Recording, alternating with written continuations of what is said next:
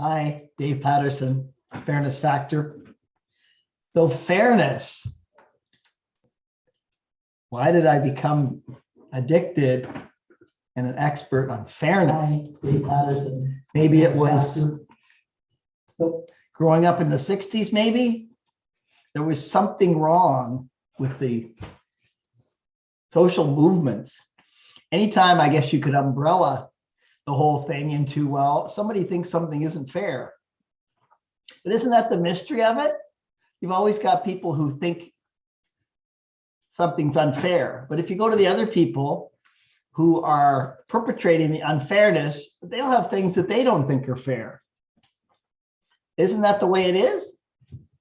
So you've got all the movements that took place in the 60s, and they're saying it's very obvious that things are not fair.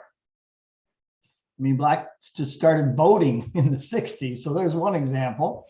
But the people on the other side to whom they're complaining, they would have a similar view. Well, this isn't fair and that isn't fair. They have their own way and they're convinced just as much. Isn't that what it's like in your department? Trying to sort out who thinks what is fair, and the person on the other side, they think something's fair, they think something's unfair. Sorting through all that is the tough work, isn't it? That's the tough job. And I'm asked whether a white person has the authority to speak on the subject of racism or anti-racism or discrimination or any of these things. And certainly being in the dominant culture, well, I can see that for sure. Like I said, I was exposed. I mean, I remember driving through when the 1967 Detroit riots were going on. I was driving through that afternoon with my family. I didn't see much. We were just whisked through across the border very quickly that day. We found out when we got home what was going on.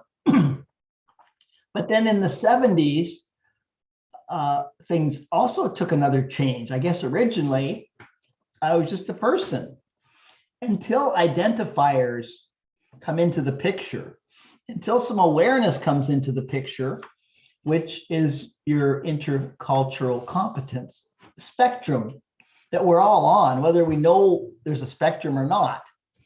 But it isn't like a good and bad thing, which is the way racism has become. And it's turned into a good and bad thing, turned into a moral issue on purpose to make it invisible, to make it a non-subject, to make it something that we're not allowed to even bring up. Why?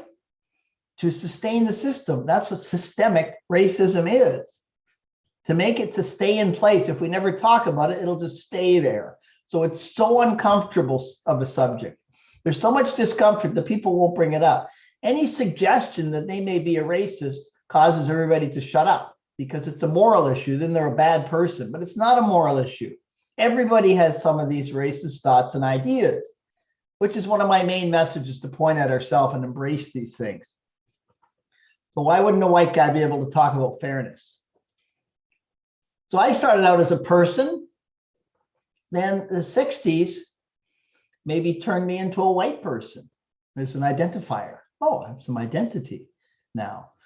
That's something there's not a difficulty with being proud of your identity. We saw that with the gay movement. But also there's some accountability there. So there's some responsibility that comes along with it that everybody's running away from, I mean to say, especially when it comes to our genocidal ways with the indigenous all over the world. So then I'm a white guy now. Now then the feminist movement comes along in the 70s, a little bit into the 80s. And regardless of who you are, there has to be some awareness there. Even if your fairness cogs are not clicking in your machinery, you certainly become aware of maleness and femaleness. So now I'm a white male person. And then when the gay movement comes, there has to be some awareness there. Now I'm a white, straight male person. Nowadays, I'm cisgender, white, straight male person. As to what gender was I born with versus the one I have now. And certainly able-bodied came in there along the way. I mean, if I go to a convention and everybody has 9 fingers at the convention and I show up with 10, I'm going to have to do some thinking, right? Probably. I mean, I don't think anyone else is going to bother. They're probably not going to notice. They may stare at this person with 10 fingers, but it mostly becomes an issue of the person with the 10 fingers, doesn't it? So all of these identifiers get picked up along the way. So what does it do to me? Well, I'm in the dominant culture. Did I even know about it? I was going along there in my life and I hit a triple. I did great. When we all do that, we could celebrate. Here I am on third base. I hit my triple.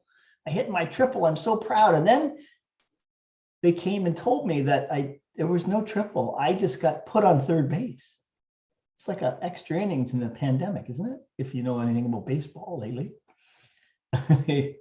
There I was on third base. I didn't hit a triple. They put me on third base. And when I speak with people trying to do my job of looking at myself and studying differences, which is what intercultural competency is about, this spectrum. It's not about how much differences you've been around, because everybody jumps at that right away. It's what you took away from the differences that you experience. And we don't take very much away from them, unfortunately, and everybody's the same. So as I do this type of work of exploring the differences, it's surprising how often I'll find out from someone who's not in the dominant culture, who's not in the norm, who's not in the mainstream, who's not your stereotype. Stereotype may be the wrong word, who's not the stereotype like white person, that quite often they'll say, well, 3/4, if I try to get a percentage to it, they'll say, well, it's like I had to work 3/4 harder than everybody else around me. I had to learn the language. Nobody notices how easy it is when you know the languages. But this person might say, but I notice it and I have to work harder. I have to work harder just to get to everything I do to get to the 75% level. Okay, so that's why we need to look at fairness and whatever. It's just a test. Thanks. Bye.